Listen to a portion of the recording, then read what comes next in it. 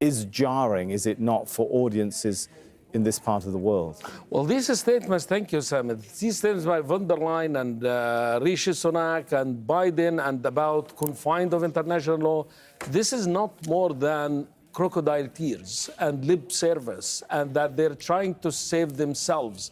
They really don't care about the victims, because if you are making such a statement, you would follow with an action. What action has, not just an action, it's just to name the names, you know, on this action. They're not even calling Israel or the Israeli government asking them to change what they're doing. It's just, you know, making these general statements to distance themselves, you know, from these crimes and the genocide that's happening in Gaza without any linking it to any action.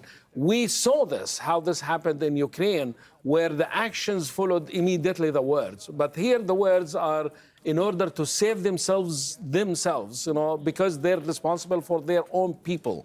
Right, and for that reason, they're trying to protect themselves as a result of this. But it's these general statements, not being precise or naming the responsible and the perpetrator for these crimes, and not following it with any action in order. So it should be taken in that context. I wanted to shift gears a little bit and talk about Israeli casualties. A moment ago, I was speaking to our correspondent in occupied East Jerusalem, Alan Fisher, who said, Sammy, let me update you and correct you. The number of casualties now, 13 Israeli soldiers killed.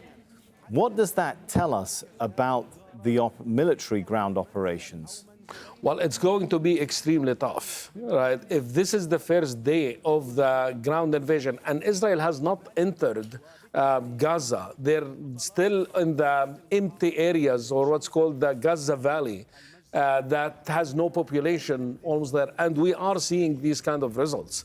It's very unfortunate that we are seeing a high number of people killed, and but this should give us an indication of what's to be expected in the future. And again, the Israeli government made statements about painful price for this, referring to the number of soldiers killed in this.